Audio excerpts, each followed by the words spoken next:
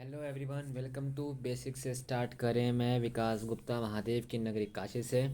आज हम अपने क्लास 10th के ग्रामर में तीसरी क्लास करने जा रहे हैं, जिसका नाम है अलंकार।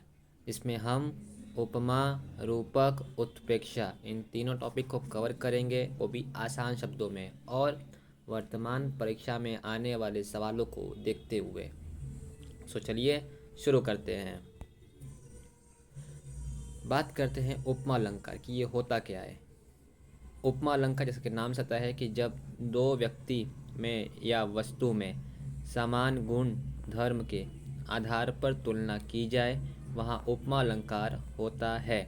मतलब कि जब दो व्यक्ति हैं, मान लीजिए व्यक्ति ए और व्यक्ति बी, जब इन दोनों व्यक्ति में परस्पर तुलना की जाती है, ठीक है, तो वहाँ पे उपमा अलंकार होता है। ऐसा अब इसको क्या समझते हैं। मान लीजिए ए व्यक्ति जो है बहुत ही बहुत ही मेहनती है। मेहनती इन द सेंस कि ए व्यक्ति जो है बहुत हार्ड वर्किंग, वो बहुत हार्ड वर्किंग नेचर का व्यक्ति है। और जो बी व्यक्ति है, बी व्यक्ति भी बहुत हार्ड वर्किंग है। मतलब ये दोनों जन किसी भी काम को करने के लिए दिन रात मेहनत करते रहते हैं। तो यही है उपमा अलंकार, जब दो व्यक्ति या वस्तु में समान गुण धर्म के आधार पर तुलना की जाती है। अब आती है यहाँ पर कि उपमा अलंकार के चार तत्व होते हैं। उपमा अलंकार के चार तत्व होते हैं। कौन कौन से? पहला है उपमेय, दूसरा है उपमान, तीसरा है साधारण धर्म और चौथा है वाचक शब्द। वाचक शब्द। अब हम इन चारों चीज़ों को क्रमशः समझेंगे। उपमेय। उपमेय क्या है कि जब किसी व्यक्ति की या वस्तु की तुलना की जाती है, मतलब जब हम किसी व्यक्ति की तुलना करते हैं, वो उपमेय। और उपमान, जिस व्यक्ति या वस्तु से तुलना की जाती है। उपमेय में मतलब जिस व्यक्ति की तुलना की जाती है, और उपमान जिस व्यक्ति या वस्तु से, जैसे कि एग्जाम्पल तौर पर ए और बी, अगर ए और बी में तुलना की जाती है तो ए क्या है हमारा? ए है उपमेय, इसकी तुलना कर रहे हैं, और बी क्या है? उपमान, क्योंकि हम इससे तुलना कर रहे हैं, बी से तुलना कर रहे हैं, तो उपमान। साधारण धर्म। साधारण धर्म का मतलब कि वह आधार जिस पे समानता दिखाई जाती है। अगर कोई अच्छा है तो कैसे अच्छा है, कोई बुरा तो क्यों बुरा है, वो उसकी साधारण धर्म। फिर वाचक शब्द, और ऐसे शब्द जो समानता को दिखाते हैं वो तो है वाचक शब्द। उदाहरण, सीता का मुख चंद्रमा के समान सुंदर है। ठीक है, यहाँ पे सीता का मुख क्या है? ये है हमारा उपमेय। ये उपमेय। चंद्रमा क्या है? चंद्रमा है हमारा उपमान। चंद्रमा है उपमान। के समान, जो समान वर्ड है वो है हमारा क्या बोलते हैं? साधारण धर्म, सॉरी, वाचक शब्द है हमारा ये। और सुंदर क्या है? सुंदर है साधारण धर्म। ठीक है, तो सीता का मुख चंद्रमा के समान सुंदर है। फिर रूपक अलंकार। तो रूपक अलंकार में जहाँ उपमेय में उपमान का भेद रहित आरोप हो, मतलब जहाँ पे उपमेय जिसकी तुलना कर रहे हैं और जिससे कर रहे हैं उसका अंतर ही न कर पाए, वहाँ होता है रूपक अलंकार।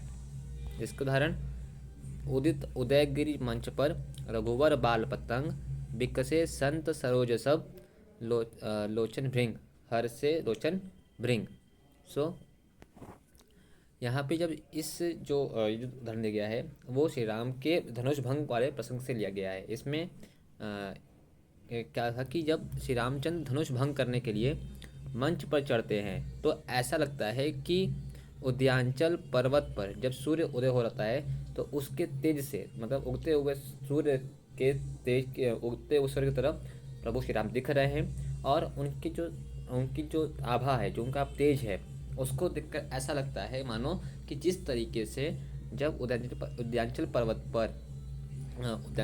पर सूर्य की किरणें पड़ती हैं, और उस सूर्य की किरणों को पड़ते मात्र से ही जितने कमल होते हैं वो खिल उठते हैं, ठीक वैसे ही वहाँ बैठे जितने भी संत महात्मा हैं उनके चेहरे पर भी आनंद आ जाता है। फिर उत्प्रेक्षा अलंकार। सो उत्प्रेक्षा अलंकार में जब उपमेय में उपमान की संभावना की जाती है, उत्प्रेक्षा अलंकार में जब उपमेय में उपमान की संभावना की जाती है, मतलब वहाँ पे बताया जाता है कि ये ऐसा हो सकता है, तो वहाँ उत्प्रेक्षा अलंकार होता है। और इसमें प्रायः मनु, मानव, जनु, जानो जैसे शब्दों का इस्तेमाल करते हैं। और इसका अच्छा एग्जाम्पल क्या है? सोहत ओढ़े पीठ उपट, श्याम सलोने गात, मनो नैल मणि शैल पर, आतप परियो प्रभात। मतलब कि यहाँ पे जो है कि जो श्री कृष्ण हैं वो पीताम्बर पहने हुए हैं और उनको देख के ऐसा प्रतीत होता है कि जिस तरीके से कि जब नीलमणि पर्वत पर, ठीक है, जब नीलमणि पर्वत पर सूर्य उदय होता है तो सूर्य की किरण से पूरा पर्वत मतलब प्रकाशमान हो जाता है। तो ठीक वैसे ही श्री कृष्ण भी पीताम्बर पहने हुए हैं और उन्हें देखकर ऐसा लग रहा है कि उनके तेज से उनका पूरा शरीर आभामान हो रहा है। तो वहाँ उत्प्रेक्षा अलंकार है। सो अब हम मिलेंगे आपको अपनी अगली वीडियो में, जहाँ पे हम इन्हीं सारे रस, छंद, अलंकार के कुछ इम्पॉर्टेंट एग्जाम्पल्स को लेंगे, कुछ अच्छे क्वेश्चंस को लेंगे, वहाँ पे आप सॉल्व कराएंगे कि कैसे पहचानेंगे कि क्या कौन सा रस कौन सा उदाहरण कौन से रस का है, कौन से छंद का है, कौन से अलंकार का है। और साथ में ही आपको कुछ बोर्ड एग्जाम के सैम्पल पेपर भी दिखाऊंगा। ठीक है, सो मिलते हैं अपने नेक्स्ट वीडियो में। हाँ, एक चीज़ और क्लास 10th के बच्चों को बता दूँ कि अभी मैं कुछ दिन में 10th के कुछ इम्पॉर्टेंट क्वेश्चंस भी दूंगा, जिसमें हम डिस्कस करेंगे कि क्वेश्चंस कैसे बनेंगे और कौन कौन से क्वेश्चंस आएंगे। सो उसके लिए भी आप हमारे चैनल को ऐसे ही अपना प्यार, अपना सपोर्ट बनाए रखें और हम जल्द ही मिलेंगे अपने सोशल साइंस की इम्पॉर्टेंट क्वेश्चंस की सीरीज़ में। Thank you so much.